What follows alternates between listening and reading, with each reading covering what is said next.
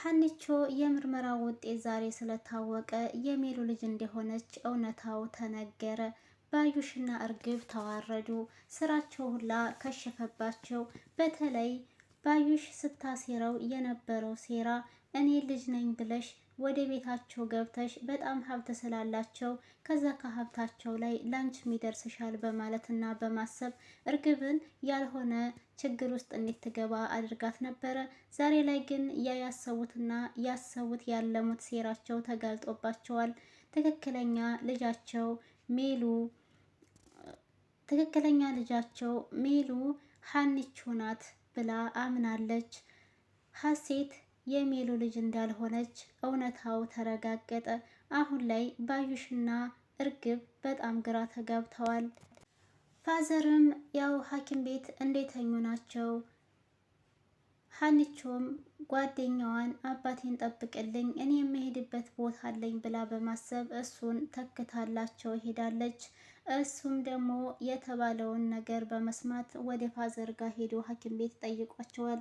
እየተሻለኝ ነው፣ አሁን በሌሊት እሷ ደውላ አስቸገረች አይደለ እያሉ ይሉታል። አሴርም አረ ችግር የለውም ፋዘር፣ ይሄ ግዴታዬ ነው፣ ምንም አታስቸግረኝም በማለት ይመልስላቸዋል። ፋዘርም በአሴር ንግግር ተገርመው አንተ ልጅ አሁን ግን መብሰልህና አይ እየበሰልክ ነው መሰለኝ ይሉታል። አሴርም አዎ ፋዘር ከእርሶ ጋር እየዋልኩኝ ባልበስል ነበረ የሚገርመው ይላቸዋል። ፋዘር ተኝተውበት ከነበረ ቦታ ትንሽ ቀና ብለው መቀመጥ ፈልገው ነበርና እስኪ ና ቶሎ ወርደኝ ታንገቴ በኩል አግዘኝና ቁጭ ልበል ብለው ይሉታል። አሴርም እሺ በቃ ፋዘር መነሳት ፈልገው ነው እንዲልና ቀና ያደርግና ያስቀምጣቸዋል። ያው ፋዘር አሁንም ቢሆን ከበሽታቸው አላገገሙም፣ ገና አልተሻላቸውም። ሀኒቾም ሌላ ችግር መጥቶባታል። ያው እንግዲህ የሚሉ ልጅ ነኝ ወይስ አይደለሁም ብላ ምርመራ እንዲደረግ ስለፈለገች ምርመራ ቦታ ሄዳለች። ሰላምና ምላሴም ሀና እህታቸው ብትሆን ደስ እንደሚላቸው ፍቅራቸውንና ደስታቸውን ገልጸዋል። ምላሴ እኔ እዚህ ቤት ተመጣይ ጀምሮ ሀኒቾ እህት መስላን የምትታየኝ እያለ ለእናቱ ሲነግራት፣ እናቱ ሜሉ ግን ወደዛ ሂድ እባክህን አንተ ዝም ብለህ ነው የምታወራው እያለች ብለዋለች። ሰላም ሰላም፣ ውድና የተከበራችሁ የቻናሌ ቤተሰቦች እንዴት ናችሁልኝ? ሰላም ናችሁ ወይ?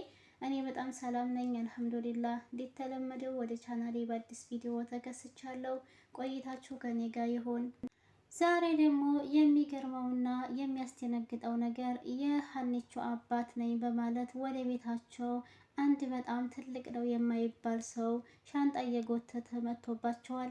ሀኒቾን ልክ እንደመጣ እቅፍ ያደርጋትና እንዴ እኔ ልጅ እንዴት ነሽልኝ ደህና ነሽ ወይ ሲላት እሷ በጣም ደንግጣለችና ኧረ ትላለች እየተንቀጠቀጠች። አባቱም ለነገሩ ብትረሽኝ የማይፈረድብሽም ይላታል። እናም ሀኒቾም በመወዘገብ ውስጥ ነው ያለችው። ቀጥታ ሻንጣውን እኔ አስገባልሃለሁ ትለዋለች።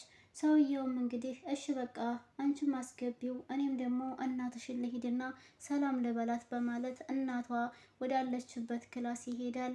ከዛም ሰውየውም እንግዲህ ሀኒቾን ለነገሩ አይፈረድብሽም 16 ዓመት ማለት እኮ በጣም ይከብዳል። ይህን ያህል ጊዜ ተለያይተን ዛሬ መጥቼ አባትሽ ነኝ ብለሽ ላታምኔ ትችያለሽ። ግን ቆይ አንቺ ለምንድን ነው በጧት የተነሳሹ ብሎ ይጠይቃታል። እንግዲህ እሷ የምታውቀው የምትሰራበት ቤት እንደሆነ ነው እንጂ የእናትና የአባቷ ቤት እንደሆነ ሀኒቾ ምንም የምታውቀው ነገር የላትም። ሰራተኛ ሆና ተቀጥራ እንደምትሰራም ደግሞ አባቷ አያውቅም። እናም ሀኒቾም እነሱ ገና አልተነሱምና ነው በማለት ትመልስለታለች። ይህን እያወራችው ያለች እርግብ ከጀርባቸው በር ከፈት አድርጋ ስታደርገው ትደነግጥና ወደ ኋላዋ ትመለስና ቀስ ብላ የሚያወሩትን ነገር ታዳምጣቸዋለች። በዚህ መሀል ሀኒቾም እንግዲህ አባቷም እስካሁን ድረስ ሜሉም አልተነሳችም ማለት ነው ይላታል። አይ ያውን ያላየኋቸውም ብዬ ነው እንጂ እስካሁንማ ሊነሱ ይችላሉ በማለት ትመልስለታለች። በድጋሚ እቅፍ ያደርጋትና የኔ ልጅ መተሽልኛል ማለት ነው፣ በእውነት እንደዚህ ይሆናል ብዬ አስቤ ያላውቅም ነበረ ይላታል። ሀኒቾ ግን እጅግ በጣም ደንግጣለች። ግራም ተጋብታ ነው ያለችው። ምንድን ነው እየተካሄደ ያለው? ምን እየሆነ ነው ያለው እያለች እያሰበች ነው እንጂ ፊት ለፊቱ ለስሙ ቆማለች እንጂ በጣም ደንግጣ ነው ያለችው። እቅፍ ሲያደርጋት እየደጋገመ፣ እሷ ግን በጣም ደንግጣለች። ቆይመት ምኑ እያለ ትለዋለች። በእውነት እኔ ድጋሚ አገኝሻለሁ አይሻለሁ ብዬ አስቤም አላውቅም ነበር ይላታል አባቷ። ከዛም ሀኒቾም ግራ በመጋባት ውስጥም ሆና ቆይ ለምን ትለዋለች። ብቻ እኔ እንጃ ተመስገን ፈጣሪ ይልና ፈጣሪውን ወደ ሰማይ እንደዚህ አንጋጦ ያመሰግናል። ከዛም በዛው ቀጠል ሊያደርግና ሻንጣዬን እኔ ላስገባ ሲላት፣ ሀኒቾ ግን አይ ችግር የለውም ሻንጣህን ያስገባልሃለሁ ትለዋለች። እሱም ደግሞ እሺ በቃ አንቺም አስገቢው እኔም ደግሞ እናትሽ ወዳለችበት ክላስ ልሄድና እናትሽን ሰላም ልበላት ይላታል።